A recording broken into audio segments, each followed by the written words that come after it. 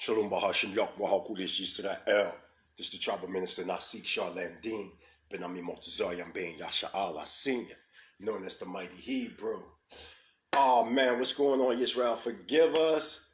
We supposed to been doing this PowerPoint presentation at Alki Beach in Seattle, Washington, but it's going to be a thunderstorm. You know what I'm saying? It's going to be a thunderstorm. So, we had to cancel it. But because I didn't want to fully cancel it, I decided to bring forth a portion of this PowerPoint presentation to the people. You know what I mean? It's supposed to have been, again, in Elkie Beach, or location was Elkie Beach in Seattle, Washington, but it's about to be a thunderstorm. So we had to tell everybody to leave. We was actually out there. We had to turn back. You know what I mean? It was a nice amount of people, but it's okay. We will do it next week at the same location. But since this PowerPoint is itching me, you know what I mean? Meaning I want to pull it out. So let me invite some people. And then from there, we will start the PowerPoint presentation, the psychology of leadership. Forgive me, those that actually do my posters, they made a mistake. They misspelled the word psychology, as you can clearly see, but it's all good. Y'all know where I'm coming from. We're about to get into this because there is a crisis in leadership. So we definitely going to get into this. Hold on. Let me make sure everything's cool over here. Hallelujah. Let me see. Okay, everything's cool here. All right. So let me invite some people. I see that it's starting to come. People coming now. Absolutely. So everybody get their pens, paper. Y'all gonna need it. So I'm gonna try to give y'all at least like a 2-hour discussion on this critical topic. So let me go ahead and invite some people. Okay. Hold on.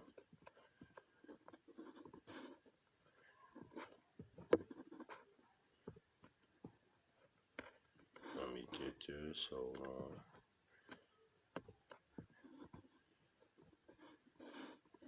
I'm just inviting some people. Okay. Shabbat shalom to all the elders in Israel.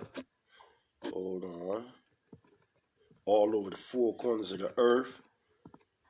I pray to Yahweh in Sof that the Most High bless y'all mind, soul, and body sevenfold for righteousness' sake. So everybody that's watching this right now, please spread the word. Let me send some of this to, let me see who else I want to send to. Okay. All right. There we go. Just inviting a few other people, and then we can start. I'm going to start right now, and I'm pretty sure that this will be passed along. Okay, so here we go. Hallelujah. First and foremost, I give all praise and honor to Yahweh, the supreme, intelligent, powerful one of our forefathers out there in Mishkat, Yaakov, those striving for righteousness' sake all over the 4 corners of the earth. I say to the family, Shalom Aleichem. It's definitely an honor and a privilege to be here amongst the children of Israel. Let's build, y'all. We got at the mighty Hebrew Israelites Sovereign Nationalistic Research Team, which presents the Lions and Lionesses of Zion Shabbat services in association with the mighty Hebrew University. The psychology of leadership. Today's date is July 27th, 2019. Speaker myself, Tribal Minister Nasik Prince Shalandin Ben Ami Mortazayam Ben Yasha'Allah Senior, Hebrew Israelite Sovereign Nationalism Rising. So let's get it. I see that there's people's coming up. Oh yeah, I see them. They coming. Y'all popping. Y'all gonna have a nice treat today. It's supposed to have been at Alki Beach in Seattle, Washington, but it's going to thunderstorm. So I decided to give a portion to the people. Shabbat shalom, mishpachah. Hallelujah. So yeah, we about to get into this because this is going to be a heavy discussion right here. This has to be brought out to the children of Israel on a psychological level so we can understand the importance of resurrecting the Hebrew Israelite sovereign nationalistic Supreme Court by the way of leadership. So hold on, let's get it. All right, so let's start from here. Tag everybody in that y'all know we about to build. Hallelujah. So now, everybody know me by my nickname, the mighty Hebrew tribal minister. So now, the late Elonenu Rabbi Nu Ben Ami Ben Yisrael Ha Mashayach said, culture, it has been said, is the barometer used to measure and determine man's past. So when you look at culture, it's an anthropological expression of one's being. And this was a means to determine man's past, present, and future. It touches every facet of man's life, either directly or indirectly. It is what distinguishes man from all other species of life on the planet, which is true because we're able to articulate through mental behavior. But now, the presentation, the psychology of leadership. As y'all can see, we have here the great international ambassador and prime minister of the Hebrew Israelite sovereign nation worldwide, Prince Asiel ben Yisrael. Down the bottom, myself, also with Dr. Prince Shah Amiel HaKohen ben Yisrael, the original 12 princes that left America in the 1960s to establish the kingdom of Yah, which is established now in Tel Aviv, Mitzvah, Ramon, and Dimona, Israel. Y'all know some things had occurred in the past. There was a decision to split leadership. The leadership over here split, created what is known as making a better world, which is overseen by Prince Asiel ben Yisrael. Myself, I'm a part of that leadership. I'm one of the appointed princes. Let's get into the mind of Yisrael. Adonenu ben Ami said in Everlasting Life, page 144, which is actually a good book. Let me pour that book out for the family so y'all can also see that I actually have the book also. See, a lot of people, they talk, but they don't have the information that's necessary. This is a good book, Israel. Y'all need to get, if y'all don't have this book, y'all need to get this book. From Everlasting Life, from Thought to Reality. It is an excellent book. It's a must to have. So let's continue on, Yisrael. It says, Yah is absolute truth. The word of Yah is absolute. Life is absolute. There should be no death during a lifetime. Death in Hebrew Israelite culture and thought is the absence of truth. That is what determines death. That's God. To live is to pursue Yah. You see what I'm saying? Everything that you do, and it says, for 6 days you shall work. Work in the Hebrew culture in Ivrit is known as Ived. To work for, the slave for, the toll for. So everything that we do in Hebrew Israelite culture and thought is predicated on work/worship, which is absolute. So we're talking about the clothes that you wear. We're talking about the conversations that you have on a daily basis.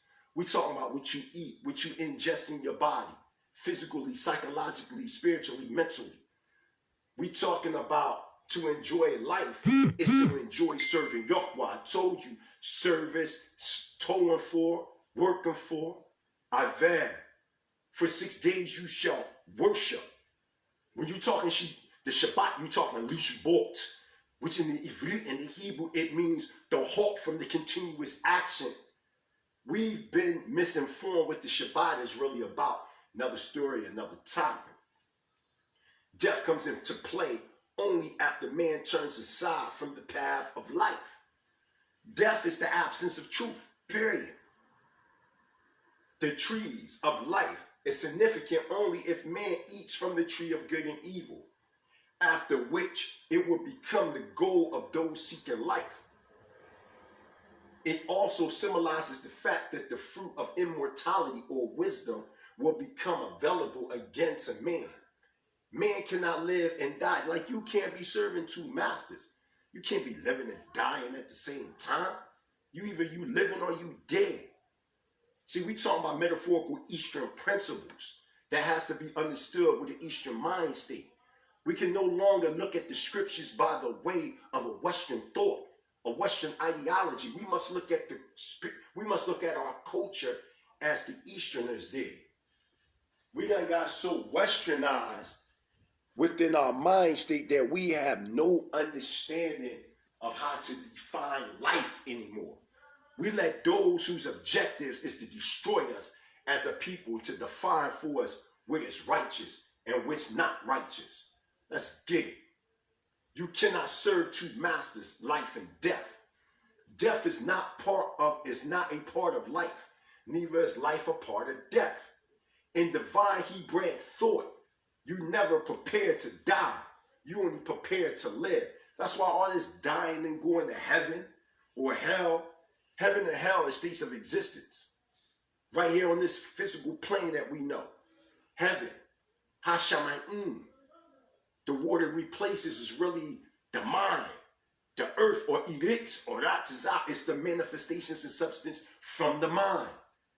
So when we talk about in beginnings, Elohim or Allahaya manifested the heavens and earth, we talking about thought from the mental plane coming down to the physical plane. This is what the Bereshit code, or what is falsely called Genesis, is really talking about. Let's get it. You are forever trying to establish, maintain, and strengthening a connection with the eternal spirit, which brings eternal life. This spirit transcends death. Let's get it. We're gonna get it. We're gonna talk that talk. Bruce Lee, may the ascended master rest in completeness. He said, knowing is not enough. We must apply. Willing is not enough. We must do. See, a lot of people in Israel, they like to just conduct Shabbat services. They want to just wear the fringes. Like, y'all see me? I got the ZZs. Y'all see it? I got the fringes on. I got the, however you want it, with the cords of blue. But there's more to this culture than that. You know what I mean? There has to become now a collective mind state to develop Hebrew Israelite sovereign nationalism so we can manifest as a body politic and Torah as our constitution. Let's get it. We're going to get it. Hebrew Israelite sovereign nationalism rising. As the founder of Hebrew Israelite sovereign nationalism, this is the mind state that we have to come under now, because a lot of us don't understand what I'm talking about. How can you say that y'all follow Torah, but y'all don't even have no court system? How can you separate from a nation of people without a court? Y'all gonna get it? Now, let's get into it, y'all. Cointelpro, long range goals and prevention of a black messiah.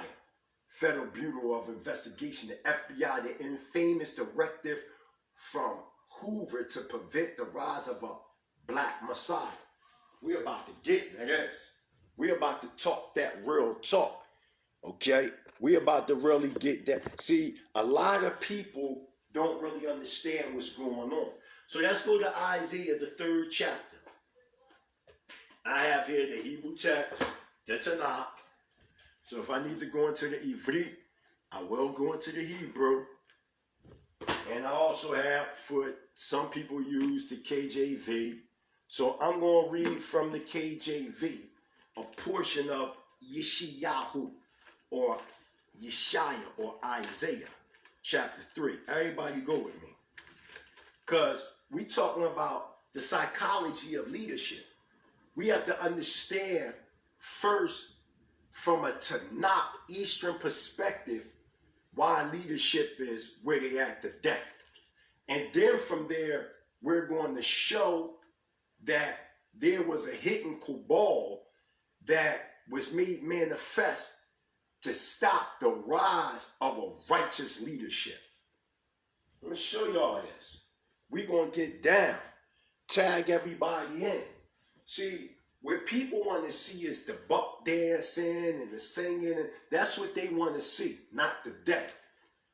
Not today. We're going to get into this.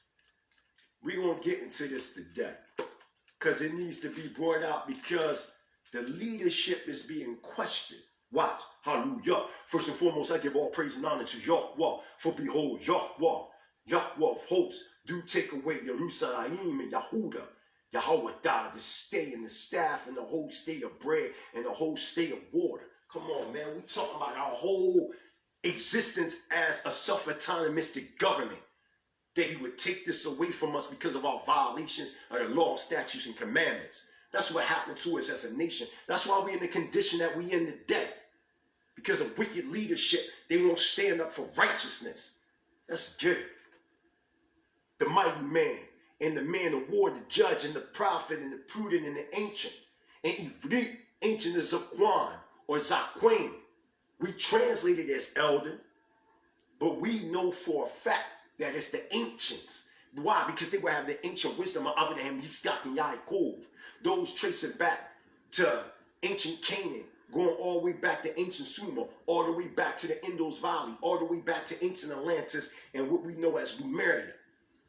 We would get this understanding from our forefathers and foremothers. The captain of 50, and the honorable man, and the counselor, and the cunning artifactor, the oracle, or one that is skillful in speech. And I will give children to be their apprentices, and babies shall rule over them. Let's talk about that. And that's inclusive also with Ecclesiastes chapter 10, verse 16. Now, what does it mean psychologically? We talking about the psychology of leadership and why we in the condition that we in today. It clearly says, and I will give children to be their princes, and babies shall rule over them. What does that mean? I mean, we've been like talking about it in the sense like, well, you know, it can mean, you know, younger people shall rule over those of leadership. I mean, yeah, that's partially true. Because right now we in the land of the great captivity. You see in the elders in our community look for the youth. Let me break something down to y'all, because y'all got this game misunderstood when it's dealing with the authority of the parents or the elders and the children being the children of Israel. The elders ain't got to get no respect from us. We got to respect the elders. The elders, all y'all youth running around talking about to get respect, you got to give respect. Man, that ain't a part of Hebrew Israelite culture and thought. That's a Western slave mentality. The elders don't have to respect us, period. We got to respect the elders. And then in turn, when we rise up, then the generation under us, they got to respect us. Remember, the children are not the future of the parents. It's the parents that are the future of the children. We got everything reversed because of this captivity. See, y'all want the elders to respect y'all, right? No, it don't go like that. We are to respect the elders. How you going to tell the elders what's right and what's wrong, and they've been here before you, putting in work, dying in blood, sweat, and tears, like the late Frank Smith from Pittsburgh, PA, who got hung on the noose by the hybrid. You're a Gentile for saying that we was Israel in 1901 ACE. You can go to the temple today, Temple Elohim, that's being ran by El Ben Israel. What are you talking about? We in captivity because of our own misunderstanding and incomplete understanding on how to serve y'all. That's why we in captivity. We not in captivity just because, or because a spook mystery God in the sky got us in captivity. We brought ourselves in captivity and measurement. We got to get ourselves out of captivity and measurement. Y'all really think that y'all know what y'all talking about, but y'all don't. You want to know why? Because nobody never brought the scripture to you in a practical sense, that it can be attainable. That's why you got wars on Facebook right now. People talking about we ain't got to uphold the law in captivity and all that. Listen. We in the season of the falling right now. A lot of people gonna fall by the wayside, period. All other coaches and people can express culture to their people. We the only ones keep limiting ourselves because of our post-Torah religious mind state. We ain't on that level no more. That was good for those back then, such as William S. Carley, such as Rabbi Matthews, Arnold Josiah Ford, Rabbi Arnold Josiah Ford, Rabbi Wilkins, Rabbi Washington, all of them that came before us. It was good for them at that time. Back in the day when they first learned the Nikwada, the Ivrit, they knew it, the Aleph, the Bet, the Gamel. Now we know it from the Aleph to the Tov. We could break down the conjunctions of Hebrew, the pronouns, the nouns, all that. We on another level now. We speaking the Ivrit as a language now in the land of Israel. It's not just a dream no more, a myth, a fantasy, or some type of fairy tale in the sky. We in the land. You got people complaining about what's going on in the land. Well, if you built like that, then go over there and do something about it in righteousness. But if you wicked yourself, how you going to talk about the leadership and you wicked? I'm up here to stand for the leadership because you had men and women that died for this culture. Where was you at when people was dying in the land over there in Dimona and they was up there trying to feed themselves? But you want to sit up here and talk about leadership as if you know what's really going on geopolitically? When they was locking up our OGs, our real OGs like Prince Asiel? Come on, man. Y'all corny, man, to even sit on social media and diss the elders. And the elders put in all this work for us to stand today and talk about that we Israel. People literally died for this. There's a certain way we can critique the elders and whatever mistakes they made. We know not to make the mistakes, but to openly, bluntly disrespect them, even if they wrong. It's a way that you correct the wrong without causing the elders to show face, man. Let's get it. Putting y'all in check today, man. Verse 6. Look, no, verse 5. And the people shall be oppressed, everyone by another, and everyone by his neighbor. The child shall behave himself proudly against the ancient. A lot of y'all are children mentally. Mentally. Y'all come in that people that have been in this coach. Myself, I've been in this culture close to 30 years. Close to 30 years in this coach. How somebody could just get in the coach out of nowhere? He just getting off the stoop. Gonna try to tell me something about this. You know how many congregations I started? How many countless newspapers I wrote for? How many books and pamphlets I wrote? How many congregations I lectured around the country and all over the world? And you think I'm going to sit up here and let some young boys, meaning mentally, I don't mean by age, but mentally, disrespect the elders? We know in our culture a real elder is 50 and up. Matter of fact, let me break something down to y'all, because I think y'all don't know. Invite more people. They coming in. I see y'all coming. Oh, what's going on, Jamal? Damn, my cousin up in this joint. It's definitely good to see you, man. I was in Philly, man. I seen Aunt Diane, Aunt Jackie, Grandma, Shay. We had a big party. I had a wedding party / Mighty Hebrew block party celebration, man. It was beautiful to go home. I'm back now in the state of Washington, getting prepared for the royal wedding this August 10th. But getting back to the point as to what I'm saying. We talking about Cointelpro, counterintelligence program, the long-range goals and prevention of a black Messiah.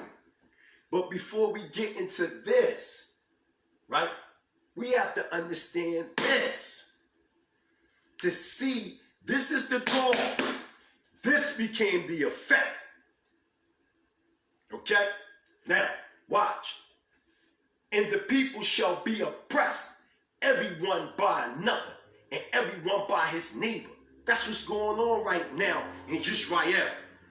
You only doing what was already prognosticated for you to do. You think you really doing something? Coming up against your brother, coming up against your sister. Most High said you was going to do it. You thought that you was going to do something from out of your own mind? That's what you thought? You thought that Everything that you do right now is by the way of your own imagination. It was already prognosticated within your DNA gene to manifest the behavior that you manifesting right now. That's why nobody don't want to hear about Hebrew Israelite sovereign nationalism, because it brings you into a practical mind state where you have to do for self. The hell with reparations. We talk about repatriation. Give us our land back. Give us the keys to the archives of Oxford. Yeah. The Vatican, because in them folks, they know exactly who you are, Israel. Like I said before, the Mona Lisa is priceless. There's no money. You got Bill Gates money, man. You can't buy the Mona Lisa. But the nerve of you to ask for reparations, there's no price that you could put on the transatlantic slave trade. Do you know what it means to lose your language? When you lost your language, you lost the sacred sciences and understanding of how to deal with the wars around you as a Hebrew Israelite sovereign national. Y'all religious. Y'all crossing over Western Christian ideology into Eastern Israelite thought. And that's why people turned off from the Israelite culture, because most of y'all on social media don't know what y'all talking about.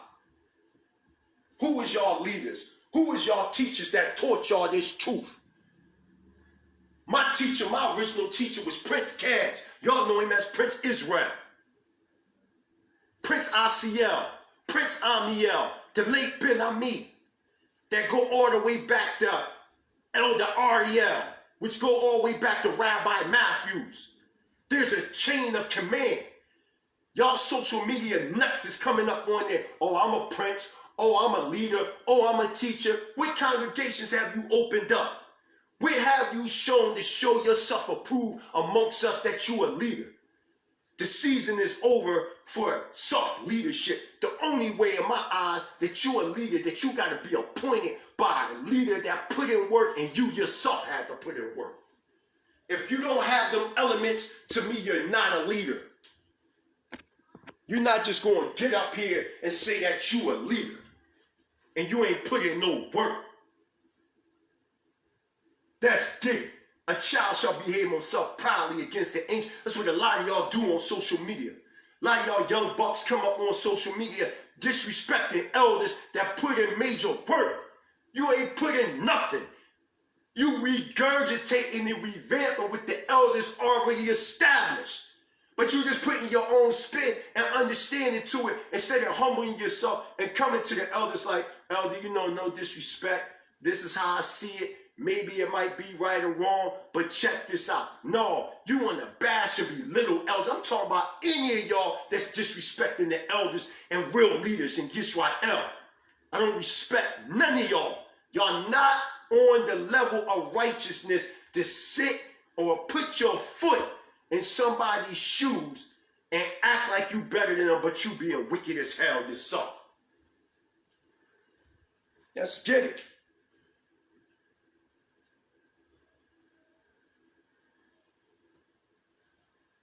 This is how it's going down. Everybody know about, I don't care where you go, you say the mighty Hebrew, they know my name. Why you think they gotta slander me? They have to put lies on me just like they did the prophets of old. They put lies on Isaiah. They put lies on Ezekiel. They put lies on Jeremiah. They put them in the death because they was teaching the truth. You're a wicked nation, Israel. And the Most High is cutting us down. And whoever is left is going to be the 1/3. You got men that supposed to be and sisters that be supposed to be Israel and bigging up gangs and drug dealers. They destroyed us, man, through the Hebrew Cointelpro. We going to get into this today. I'm going to show you documented evidence that it was already pre-planned for you to disrespect your leaders. Oh, you think you up there, oh man, the hell with the elders, the hell with the leaders, the hell with this person. You think you doing your own thing? You think you got your own mind? It was already outlined in the Cointelpro papers. That's why I said that this will have long-term effects. Even when you look in the book of Daniel in chapter 1, it breaks it down how now, what's name, Nebuchadnezzar changed Daniel, Mishael, and all them, their names to Babylonian names because it would reflect their lifestyle. That's why they try to change their diet. We call it living or living. They changed their diet because when you eat from the master's table, you're going to die right in it. They understood that because they understood the certain type of beast and food that they was eating was to possess the mind. My Isha was saying, do we have a cat? We do, but we'll speak about that after Shabbat. We don't do business on Shabbat, but what we will do is after Shabbat, inbox that to you, and that's a blessing from the Most High. Hallelujah, Yahweh. Let's continue on because the information I'm bringing is practical. That's why when you type up the mighty heat, I'm so controversial because the key is self-autonomy. You don't have to bum and beg these people for reparations if we all come together. Just imagine. It don't matter if you Torah only or Messianic. We all come together as a common denominator would be Hebrew Israelite sovereign nationalism. Why? Because the Torah would be the constitution and the breastplate to have the order within the body politic, which is the nation of Israel. So if we got to litigate anything, it don't matter if you Torah or Messianic, we all under the same law, statutes, and commandments. So if you violate another man's wife without a bill of divorce, that's worthy of death. But since we don't have our own land, what we can do right now, while we do have our own land, but we don't fully control it. But what we can do is create what is known as a government in exile through a court, through creating a Sanhedrin in the land of Israel, which in turn would disseminate all over the world. So if somebody violate on a level like that, we can exile them, man. So they can't jump from camp to camp when they're in violation. See, a lot of people know me as the mighty Hebrew. And when they talk about me, oh man, that's all they know me as. They don't know AZ. They don't know the man that came from the slums of North Philly. They don't know that person. So they deal with me as if we on equal ground and we not. Okay? So now let's get it. Because nobody's equal to those striving for righteousness, man. If you ain't striving for righteousness, we not on equal ground. So now, the child shall behave himself proudly against the ancient and the base against the honorable. A lot of these people that just get into our culture, they study for 6 months, year, 2 years, 5 years. They think they know something. They have no experience on how to deal with this culture. If you start asking, well, have you ever been to Shema Yisrael? Have you ever been to Kifraim? Have you ever been to KOY? Have you ever been to Beit Sadiq? Have you ever been to Brit HaTorah? Have you ever been to Bnei Adat? Have you ever been to the house of David? UBK? Anything. They ain't never congregate with no Israelites, but they know everything. You don't see them doing no type of grassroots manifestation, but they know everything. They don't even wear fringes. We talking about just basic stuff. If I ask when this Yom Teruah come in, Yom Kippur, Sukkot, Pesach Hakat, Matsu, any of this, they don't know none of this stuff. I've been sitting on watching y'all on Facebook, and these cats don't even do the feast. They argue, oh man, you can't do the feast in captivity because of thus, and thus. Well, you're not actually doing the feast. You're doing what is known as a memorial. All nations on the earth are glued nationalistically because of culture. Remember, let's go back to that, what Ben Ami said. Culture, remember, it's used to measure and determine man's past. So if we arguing on social media that we can't uphold the law, statutes, and commandments, which is our culture, then shit, where they gonna get the culture, or our children gonna have cultural pride at in these schools? Where they gonna have cultural pride at? Because y'all keep telling people we can't do the law, statutes, and commandments. We know we can't do it. We can't do them all. We know that because we're in captivity, and the Torah is a constitution for people to uphold. But if anybody understands geopolitical or geopolitics, then they'll understand when you are a nation in exile and you create a court system through cultural expression, you now become a government in exile, a nation within a nation. This is a fact. We not talking hearsay.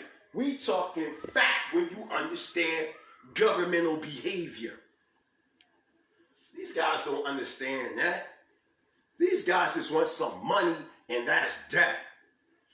Just kidding. Watch this. And listen to what it said. And the child shall behave himself proudly against the ancient and the base against the honorable. So you're going to have men and women that's going to be striving for righteousness and honor, but those of the base are going to get more attention. So let's just look at it. If I come on Facebook right now and stir up a rumor and get all rah and talk all this trash about another Israelite, I get 1,001 views. But if I'm talking the truth, some reality, you don't get the many views. Why? Didn't the scripture clearly say that the base will behave, or the child shall behave himself proudly against the ancient or the elder, and the base against the honorable? So it's always going to be more people that's going to be with the wickedness. And those that study the psychology of the mind state of Israel know that more people are gullible for a lie than the truth. So people think, yeah, man, I'm telling the truth. I'm teaching the truth. I'm the truth. No, you're not. The scripture showing that you a straight cold liar. From the door, you a liar. This is why people will not openly debate me in Torah, because they know when we open up that Torah, I'm going to show post-Torah doctrine is the problem in our nation. Once we exit post-Torah doctrine, their righteous leadership will stand. We can no longer accept any demigods as Lord when they're not. Period. The Torah reigns supreme over everything that we litigate on.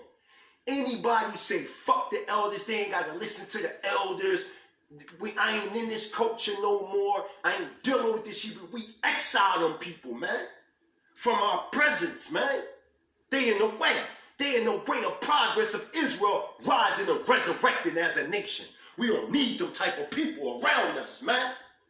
What you talking about? Shabbat shalom, Lord. The mighty Hebrew is really back. Y'all want to really be taught? Y'all really want to build with the mighty Hebrew? You really think that you on the level to build with me consciously? And I'm not talking about a specific person. I'm talking about anybody that think they can challenge Hebrew Israelite sovereign nationalism. Your religious ideology won't work amongst us. Let's get it. We're about to close this out and get into the documents of the Cointelpro. I'm going to show you why you acting the way you acting on social media. Or you thought, oh, I'm acting the way I'm acting because I got my own mind and I'm doing what I want to do and I'm doing me. Get the fuck out of here. No, you acting like that because it was already prearranged for you to do the way that you do, because J. Edgar Hoover and them already manifested the psychology of long-range effects that was going to take place within our communities. That's why they was like, they destroyed Malcolm, they destroyed King, they destroyed Huey. They had to destroy because they was looking through their astrologers. They was peeping the time when the Moshiach would come. Didn't it say, I will send you and your king into a strange land, which neither you nor your fathers have known, and there you will worship idols, even wood and stone.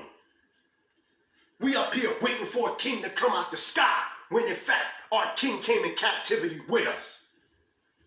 So there's a lineage that's amongst us, that's a part of that royal bloodline. This is why there's certain charismatic leaders amongst us that move as royalty. Why? Because the leaders are amongst us that were princes and kings and princesses and all that. Let's get it. Watch this. Against the honorable. I read that. Let's get it popping.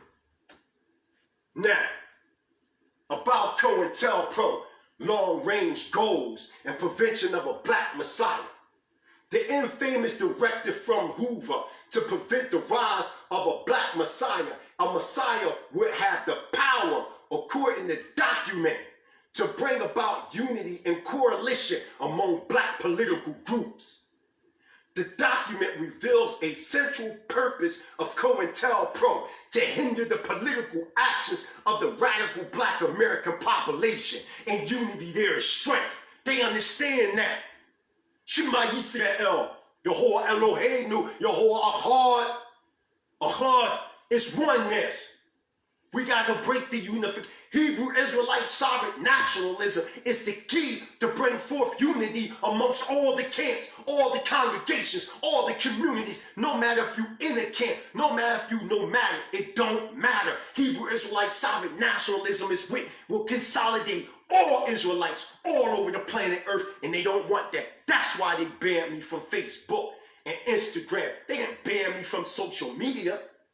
Stop lying on me, talking about they banned me because of my past charge. No, they didn't, man.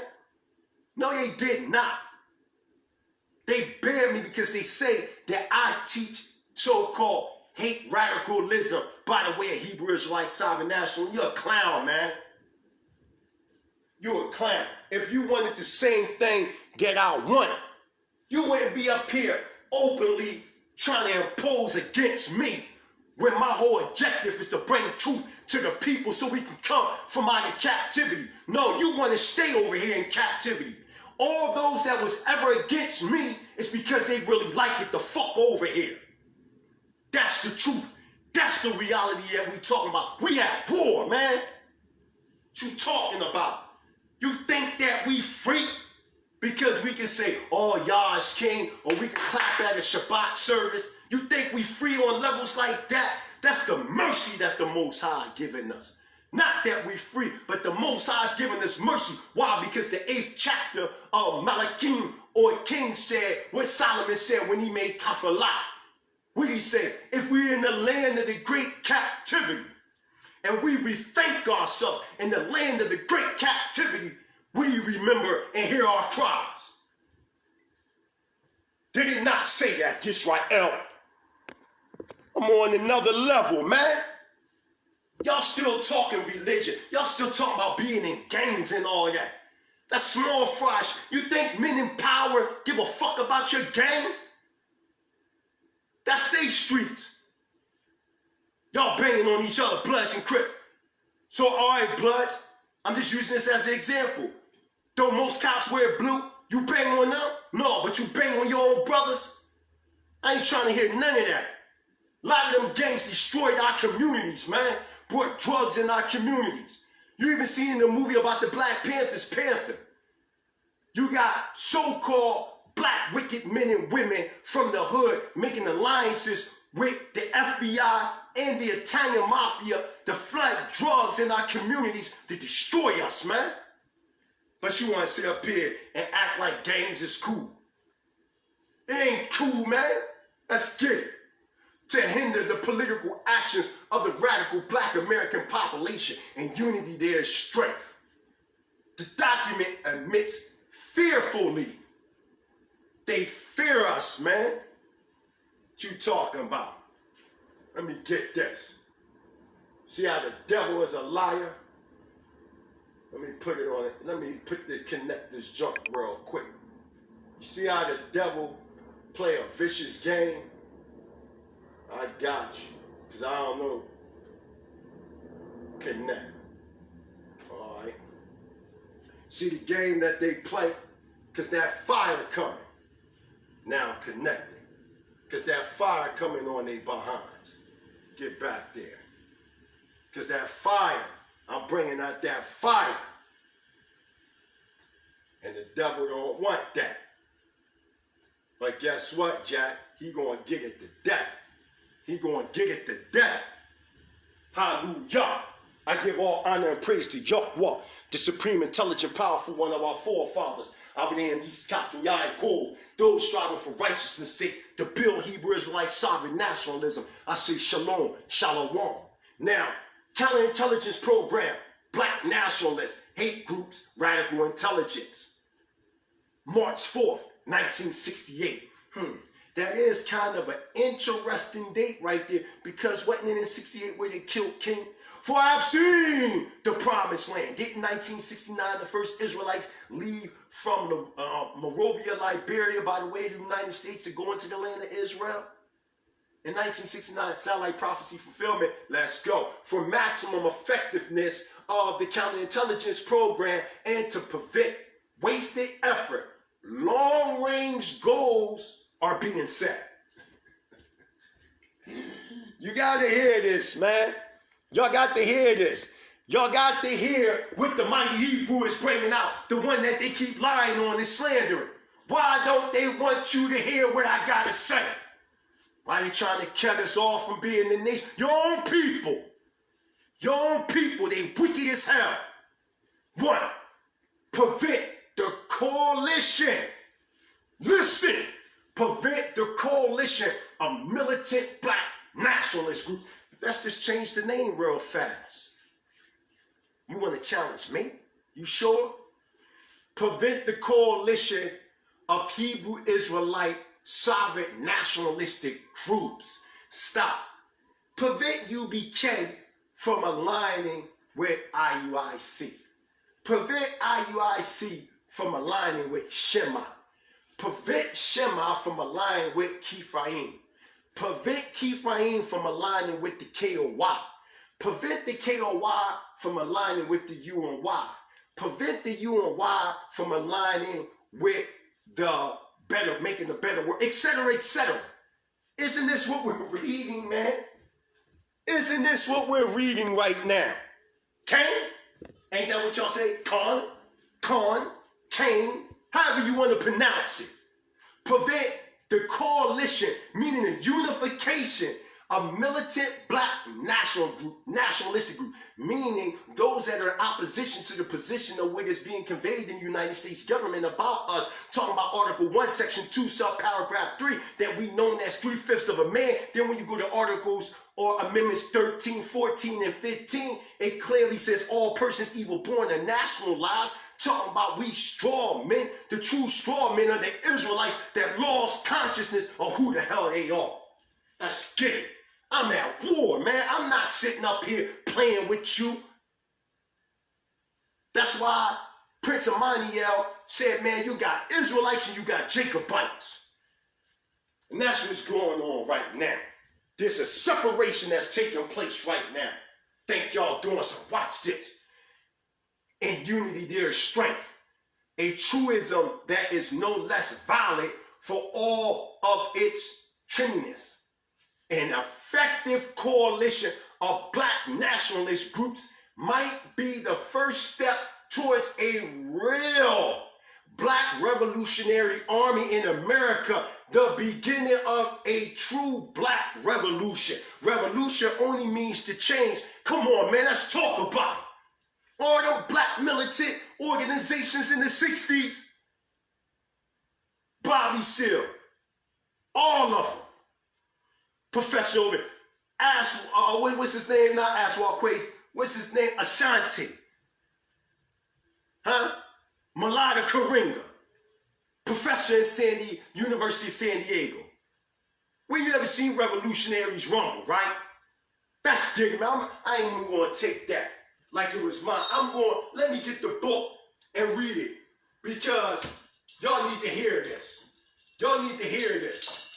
The late Ben Ami, I ain't even going to take credit for the words of the late Ben Ami. Those who y'all slander, those who y'all talk about all the time, as if I knew the man personally. I'm sitting up here talking about Ben Ami like y'all knew him. I don't even know him. Y'all only talk on rumors. Let's get it. I'm going to read something from out of this book, God the Black Man in Truth, real quick. I'm here to tear you apart. How you going to sit up here and try to debate the mighty Hebrew? Why I destroy you, man? I know you don't know what you're talking about. You want to disrespect the children of Israel? Let's get it. Look, check this out. Watch this. Oh, it fell right in my lap. Hallelujah. Let's get it. We're in the book, God, the Black Man, the Truth by Ben Ami. We're in the chapter known as The Power to Define. Let me put on this light, man. Let me see how I look.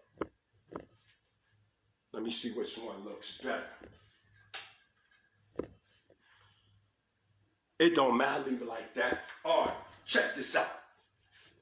The perfect illustration of the deception of the adversary of Yah is seen in the turbulent revolution of the 1960s. What started out as a revolution against the oppression of black people in America ended up being a revolution against black people. The cries of a people for freedom were cries for true freedom, not an imaginary superficial freedom that the villains would devise. That's gay. Initially, the adversary was uncertain of what blacks meant about freedom, because our people were not clearly defining what they expected their freedom to be. Consequently, before they specified their goals, the adversary quickly seized the opportunity to define what blacks in America were struggling for. And when he did, he also determined the means nonviolence. In addition, there was no unity. Stop. Prevent the coalition of militant black nationalist groups and unity their strength. Come on, man. See how I'm making everything coincide with each other and how it's all making sense? This was already prognosticated to happen to you. You think you on social media bashing the elders because you think you got some greater knowledge than the elders? No, you bashing the elders because you've been brainwashed by those that are in power for you to do it. Checking your mind state out. I know they told you about me. I know they told you on the phone. Y'all know what it is. I know they told you on the phone, like, you don't really want to, like, challenge that ball. Let's get it. Let's get it. Let's get it, because you think you dealing with somebody, I'm just this regular nigga. That's what you think, right? All right, let's get it. Let's see. In addition, there was no unity, no objective, and no established order or manner to teach the power elite. Listen, to teach the power elite, meaning your leaders. Oh my gosh, man. When the oppressor comprehended the division, he knew what to do. He used his old divine and conquer techniques to keep the minds of the people void and ignorant concerning their leaders and purpose, until he was able to devise and establish a plan to give them tokens that would symbolize freedom. Come on, what you talking about? Oh, Massa got a house. I got a house. Massa got a cell phone. I got a cell phone. Massa can have sex with our women. We can have sex with their women. You thought because he gave you some physical accoutrements and trinkets, you was good. But then the Most High say, be careful not to deal with bribery. Huh? Huh? Sound familiar, huh? Let's get it. Watch this. When the oppressor comprehended the division, I read that part, that's jump. By keeping the minds of black America divided and controlled, while simultaneously keeping their thoughts from their identity, black Americans were lured into accepting the adversary's solution for pacifying them with cars, homes, and jobs. A small return for such a large investment. A car for a man's soul, a home for his heritage, and a job for his freedom. That's why a lot of y'all talking about, I ain't Israel no more. I ain't with the Hebrew community. We already knew you was going to do that. We already hip. We already hip to the game. What you talking about? Think you doing something different? You think you doing something different? Man, you ain't doing nothing different. This was already known, right? Since so-called African-American leaders at that time were void of the vision and the plan of Yahweh, they were easily duped by the enemy's scheme to keep African Americans off balance. Therefore, so-called African Americans could not wisely define their objectives and their goals, and were not properly equipped with the know-how to reach the power elite. Every time a positive move developed in the midst of our people, the adversary of Yahweh, through his press, through his religion, and educational institutions determined how and what was going on, even when it would go on. Immediately, he began to declare unto the freedom seekers as well as the world the definitions of what the black struggle was all about. By doing so, the adversary manipulated and took control of the struggle and determined where it was going and how it was going to get there. Whenever we began to formulate anything for ourselves, the world media and our own people then labeled us communists, cultists, weird, perverse, and criminals. That's what y'all doing right now. The mighty Hebrew is this. The mighty Hebrew is that. This leader that. This leader this. They did that. They did this. Ain't this what they said you was going to do before you even did it? You are an agent, knowingly or unknowingly, if you manifested the psychology of what we are reading and discussing, you're an agent. Period. Period. If you trying to get your comrades locked up amongst this government, you an agent, man. You work for this government. What you talking about? I don't give a damn what you trying to say. If you go outside the perimeter of Israel to the enemy to destroy your own people, you're an agent. What you talking about? You think you're not an agent? You really think you're not an agent? Yeah, okay. Let's get it. Let's get it. Let's drop down. The media creates and controls all images. No matter how many times you deny it or how you fight it, the media controls your mind. If right now, the brothers and sisters is watching this presentation right now, this live presentation, let's say, for instance, let me get a name real quick. Let me just play around real quick. Let's say if, let's see who's on here that, okay, let's see who I want to use. Okay, Brother Dennis. I'm going to use him for example, even though this is not true about Brother Dennis. Let's say if I throw up there, Brother Dennis robbed that brother for 800 pounds of Hershey Kisses, right? I put it up there and it starts spreading. No matter how much he deny it, even if he on camera in another location where I say he did this, the people still gonna believe. You're gonna still have some people that believe Dennis stole 800 pounds of Hershey Kisses. Even though he's right on camera at another location, he wasn't there, and it's a lie, you still have some people that'll believe it. Why? Because the media controls your mind. The media controls your mind. You're not on a level to break free from this society. You're afraid to leave from this society. You're afraid to self-govern yourself. You love begging. You love master. You love begging. Oh, master don't do nothing for us. Oh, look, they oppressing us. Look, oh, they shooting us down. Oh, they doing these things because you refuse to unite. You letting religious differences divide y'all. And then y'all turn around and say y'all not religious. Come on, man. You see the oxymoron BS behind all this that you talking? Let's get it, man. Let's get it. Watch. The media controls your minds. The standing order of these villains is to scare them, chastise them, or kill them. Therefore, the earth's affected people must now look to the kingdom of Yahweh for their salvation.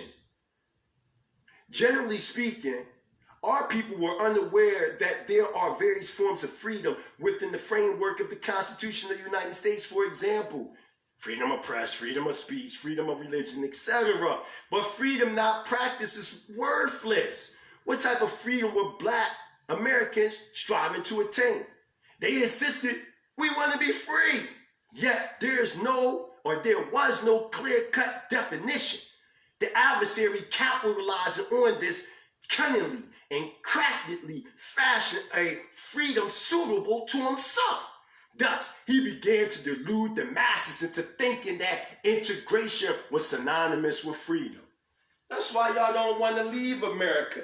That's why y'all cherish America. That's why you love America. You don't want to leave America because you know that you'll be judged in our own land. You commit adultery with somebody else's wife, you get put to death. Y'all running around here talking about, we got to get rid of the pedophiles and the rapists. Well, the scripture clearly said we got to get rid of the adulterers too, the murderers, those who blaspheme the Creator's name, all of that. So stop trying to pick and choose who you want to deal with and deal with those that are wicked in the sight of Yah once you know who you are. Ezekiel, the 18th chapter. We're not talking about those that don't know that they're Israel. Once you find that you Israel, you under the law, statutes, and commandments, and you still living in wickedness, you're supposed to be dealt with, man. Period. You're supposed to be dealt with. Making all kinds of excuses not to be dealt with. Let's get it. Watch this. His craftiness worked. Suddenly everybody or everyone began talking about integration. Black people began to think that integration was going to bring them equal opportunity to fulfill their needs, and that they would eventually achieve integration into the educational system, the neighborhoods, and the power structure in America, even though in the beginning this was not the purpose of the struggle nor the objectives. They changed your whole struggle. That's why, if you notice, most Israelite communities, they don't talk about leaving America. Why? Because psychologically, they already been affected by the Cointelpro. What you talking about? That's why it's always waiting on somebody to crack the sky, or we just having Shabbat, and you don't hear nothing about leaving this land. Initially, the masses were not speaking of a materialistic revolution. They were deceived by their own political and civic leaders who deluded the people because they had been misled by their rulers. They fed the lies and deception to the masses, subsequently the so-called black masses, because they had not soundly evaluated what was being told to them by black leaders, were confused. A lot of you so-called black, y'all wicked. Y'all lured us into this. That's why you had that wicked ass nigga Steve Harvey told Oprah Winfrey, not Oprah Winfrey, what's her name, Monique, threw under the bus, Oprah Winfrey, Tyra Perry, all of them. Now look at Steve Harvey. They did him dirty. You see? What you talking about? You can't even sit in my presence if you ain't thinking like, you're not even my solid peer. If you ain't thinking on levels like this, if you're thinking with everybody else, come on, man. Every so-called African-American is dealing with what you call reparations. The new thing, ADOS. In Cobra. I was in Cobra, Rest in Completeness to Queen Mother Moore. I was dealing with the reparations movement in my ignorance when I didn't know no better. Y'all run around here asking the devil to give you something. When did the devil ever give us anything? What nation, listen man, you got to take in righteousness. The 60th chapter of Yeshaya or Yeshayahu to the 66th chapter tell you how we going to come from up out of this. You ain't got to beg. When you come as a nation of body politic, it's all just going to be given to you. As long as we stay splinter groups, they can control the element. They can control us. But once we form like Voltron, let's get it, because this joint about to get real crazy. Because y'all need to hear this.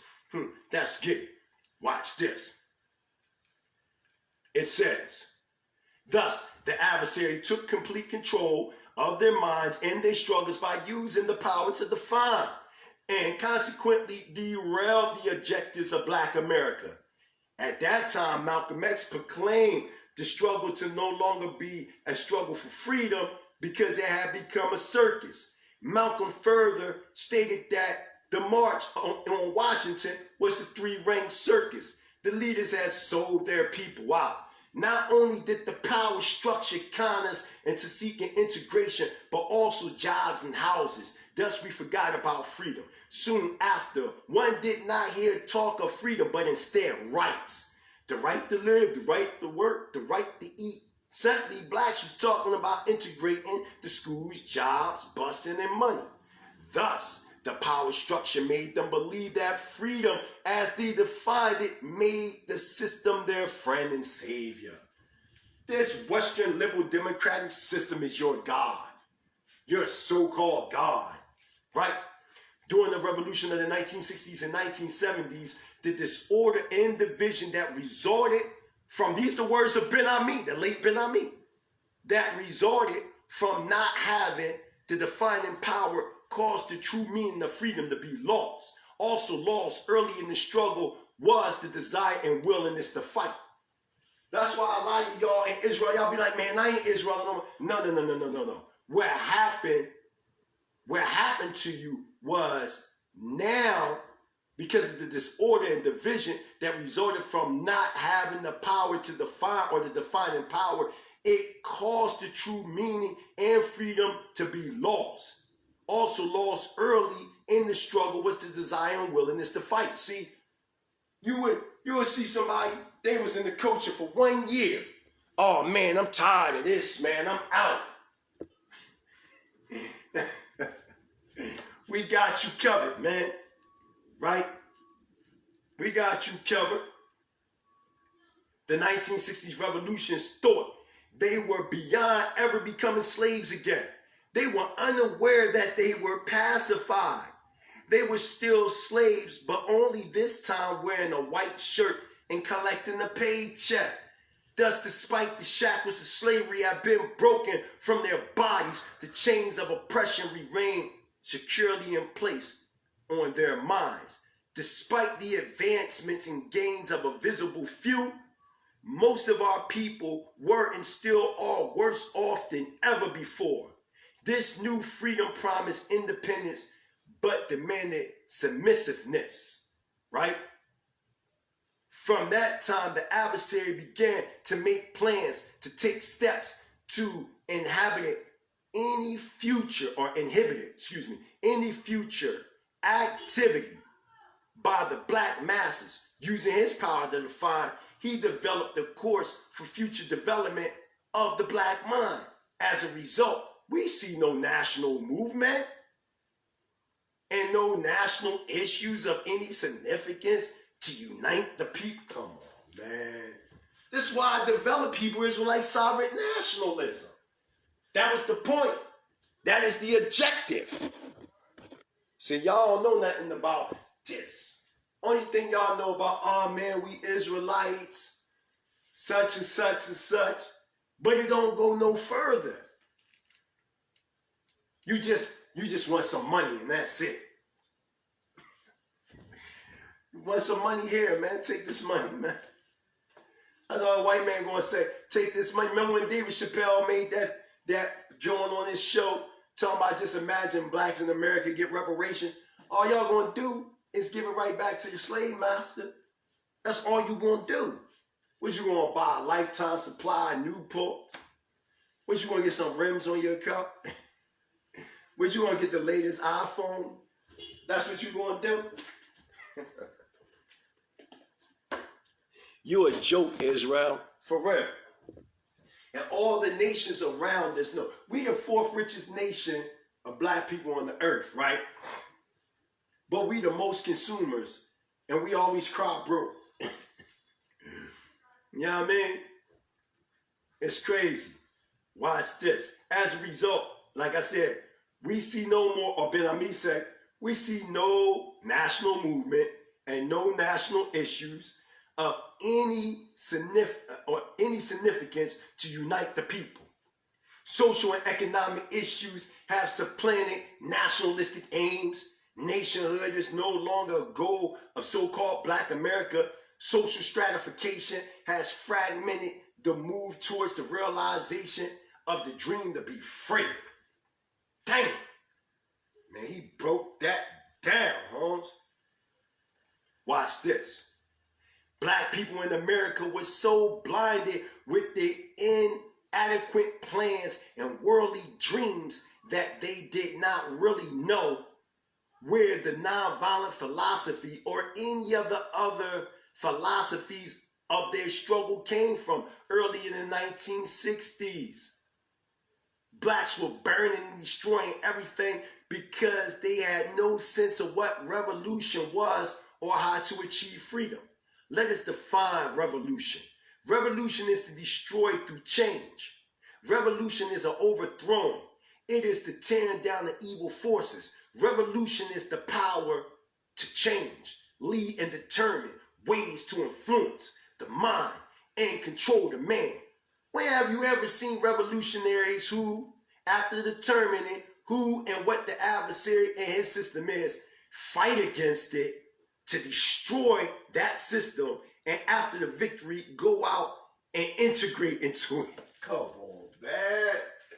You see how sick we are as a people, man? Come on, man. Come on, let's break this down. Let's get it. How you gonna say you're a revolutionary but you an integrationist at the same time? Come on, man. Let's get it. Right? Then they ask, why are we not yet free? Our people are lost for lack of knowledge. They were deceived. Watch this. Last portion of this book right here. It says, when the establishment began to open certain neighborhoods, jobs, and positions, and allow so-called blacks to integrate, the true flames of freedom were smothered, snuffed out. How did our adversaries determine what we wanted and how we should get it? It is evident that the news media, the educational institutions, and the religions were unleashed upon our people to divide their minds and objectives. When they did, the results or the inevitable results came. Our people got sneered in the trap of a materialistic revolution, which at its conclusion gave them bigger houses, bigger cars, more colored TVs, but certainly less soul, no land, and more enslavement than ever. Only satisfied deception and still no freedom. For this reason, there is less participation in the struggle today for freedom. Our people have no interest in the struggle because they have made materialistic gains their freedom. The so-called black middle class work good jobs, receive good paychecks, own big cars, have big television sets in every room, and generally exhibit all the showy manifestations of their so-called new wealth. They see no need to continue to struggle because the adversary has determined and defined for them what these determinations and definitions are, and they are well satisfied. They're well satisfied. Actually, they are in a trap, spiritually and morally. The spirit of brotherhood, sisterhood, struggle, participation, and even the need for your fellow black brothers and sisters have been destroyed. With his newly defined freedom, the middle class, so-called African American, is culturally dead, a tool to be used any way the system dictates. His new freedom allows the slave to exist and make a living, but not to live.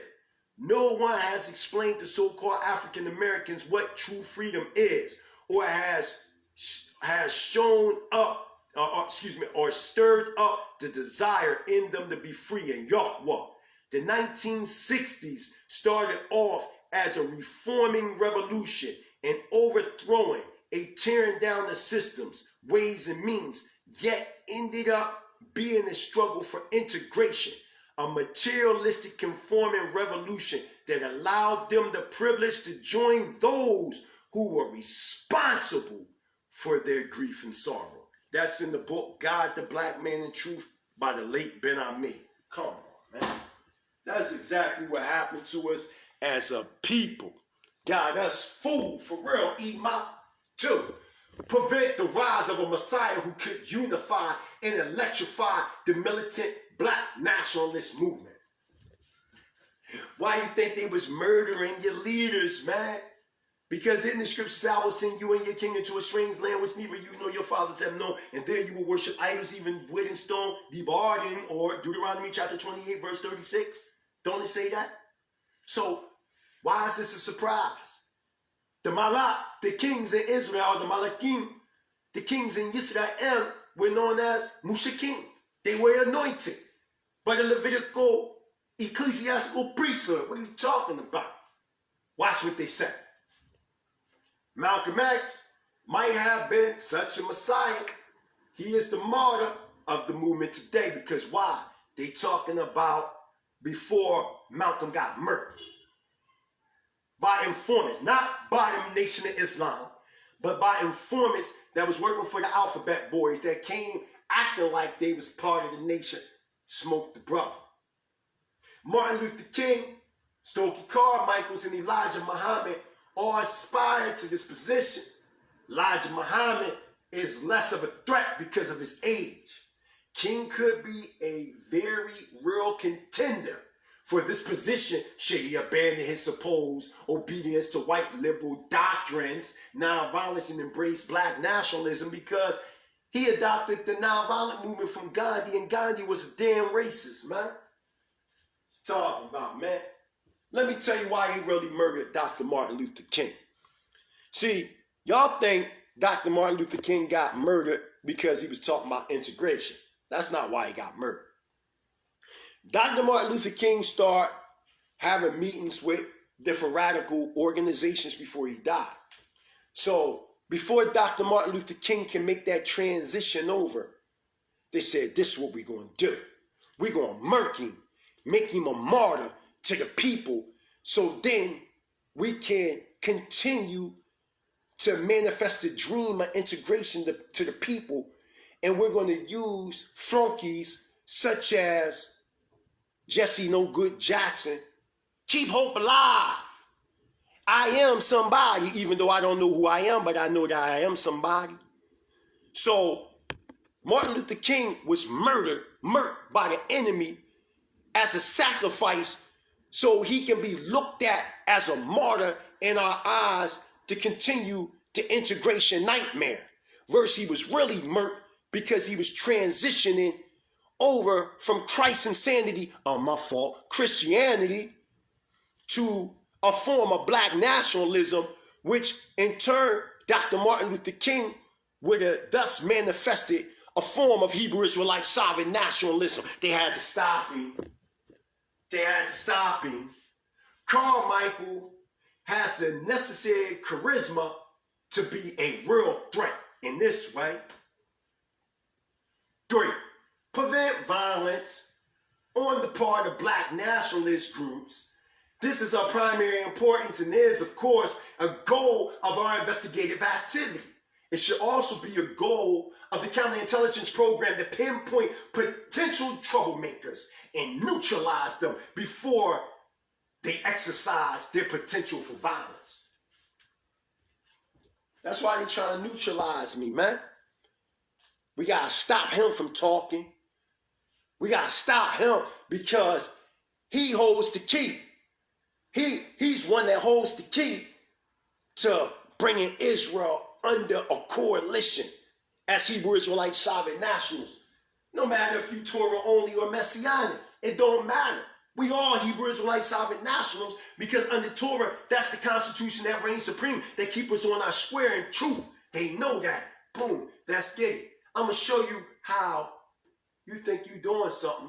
Boom. 4, prevent militant black nationalist groups and leaders from gaining respectability by discrediting them to 3 separate segments of the community. Come on, man. They gotta discredit me. They gotta discredit me, man. On purpose. They got to. They gotta put it in your head. Don't, man, fuck the mighty Hebrew. Such and such. They gotta discredit. Prevent militant black nationalist groups and leaders. They hated to see me and the late General DeShante. They hated that. It was all COINTELPRO. What you talking about? Prevent militant black nationalist groups and leaders from gaining respectability by discrediting them to 3 separate segments of the community. The goal of discrediting black nationalists must be handled tactically in 3 ways. You must discredit those groups and individuals to first the responsible Negro community. You gotta discredit them through Oprah Winfrey. You gotta discredit them through Steve Harvey. You gotta discredit them through Tyra Perry and all them coons. They don't care about us, man. Talking about. This was already established. This was already established, Israel. Oh, you thought you was doing something new by coming on Facebook, throwing out slander? Watch. Watch this. Oh, it's going to get deeper. Watch. Second, they must be discredited to the white community, both the responsible community and to liberals who have vestiges of sympathy for black militant nationalists simply because they are Negroes. We got to discredit them through white America, so-called white America, and any so-called liberals that want to help, we got to discredit them. But this is the main one. Number 3. This is the main one. Watch. 3. Third, these groups must be discredited in the eyes of Negro radicals, the followers of the movement. The followers of the movement must have a hatred towards their leaders. They already said this was a long-range effect that was going to take place against our people, man. What are you talking about? They already mapped it out that you was going to have the younger generation come on social media and talk trash openly about leaders and elders and everything. They already mapped this out that you was going to do this. You thought you was just going to be on your own doing this? Oh, you thought, damn, I'm doing something on my own. That's what you thought? You thought that what you was doing was cool? You thought it was your own mind state that was causing you to do this? No. It says, third, these groups or these leaders of these groups must be discredited in the eyes of Negro radicals, the followers of the movement. This last era requires entirely different tactics from the first 2. Publicly about violent tendencies and radical statements merely enhances black nationalists to the last group. It adds respectability in a different way. 5. A final goal should be to prevent the long-range growth of militant black organizations, especially amongst youth. The final goal should be to prevent the long-range growth of Hebrew Israelite organizations, especially among youth. They did us good, didn't they? They did us dirty, man. Watch. Specific tactics to prevent these groups from converting young people must be developed. It had to be developed. So all y'all coming on here, going against y'all leaders and in the open and discrediting your movement.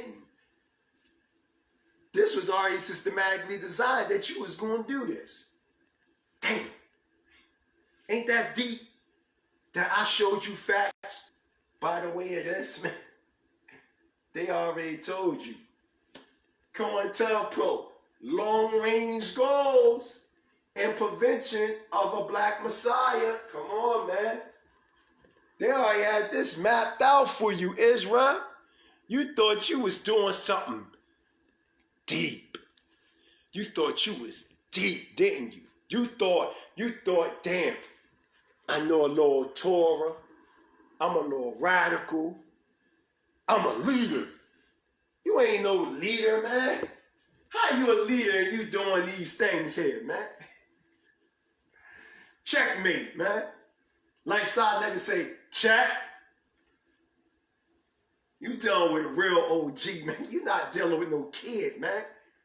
This already been systematically designed that you was going to fall victim to this.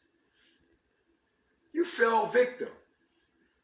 We all fell victim. We all screamed for ice cream. These is kids to me, man. Coming up against brothers like Elder Dimitri. Oh my God, man. What type of game is this, man? Y'all already were determined to do it, and y'all doing it. No, that ain't true. Prove me wrong. Prove me wrong. Bet you can't do that, though. I showed you emphatically that the things that Israel do was based on a long-range effect by the way of counterintelligence program. Y'all already pre-programmed to disrespect y'all leaders from the rip. What did it say? Come on, man. What did it say? Let's get back to that. Third, these groups, these radical groups must be discredited in the eyes of Negro radicals, the followers of the movement. Y'all supposed to do what y'all do. Y'all supposed to be like, man, fuck that leader. The hell with that elder. Hell with the mighty Hebrew. Hell with that person. Y'all supposed to do that. Why? Because the Cointelpro paper said y'all was going to do that. That they systematically designed this for this generation to do this. Come on, man. I told you not to get in the lion's den with me. Not with somebody like me. You can't tell. Listen, man. If you're moving like this, come on, man. I see brothers and sisters talking about, yeah, you know, go to the police on that brother. Oh, man, make a false report about that brother or that sister. Or slander that brother or that sister on social media. No, don't congregate with them. No, they don't believe that way. No, they don't believe this way. All these things were already said it was going to happen. This was the plan for them to do this. What are you talking about? I told you you ain't using your own mind. You thought you was using your own mind, didn't you? Till you start talking to me. Till you start seeing real brothers and sisters that know what they talking about. You can't come to me with that post-Torah doctrine. Oh, you know, you got to do that. Man, I am a realist, man. And the only way to come out of this captivity, there has to be unification by the way of Hebrew Israelite sovereign nationalism, man. They didn't want this to be. This last era requires entirely different tactics from the first two. Publicly about violent tendencies and radical statements merely enhances black nationalists to the last. That's why they had to shut me down from Facebook. It had nothing to do with my past, man. If that's the case, you can't be on, those that got them type of crimes, they can't be on social media, period, else they get locked up. So you know that ain't it. I'm here right now on social media, ain't I? No, they knew what I was bringing forth. They told me. Facebook, they told me. Talking about what I represent as a Hebrew Israelite sovereign nationalist, I bring forth hate. So they shut me down. What you talking about? What you talking about? They shut me down 2 weeks before they shut down Farrakhan and Alex Jones. What you talking about, man? These guys, man. This is crazy, man.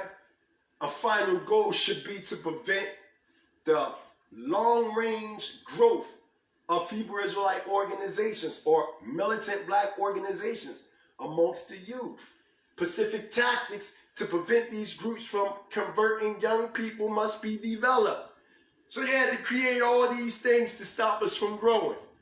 So if I have brothers that say, I ain't a Hebrew no more, what you talking about? I thought Hebrew was a nationality. How can you stop being, oh, well, I'm just Hebrew by nationality, but the Hebrew stuff, I ain't dealt.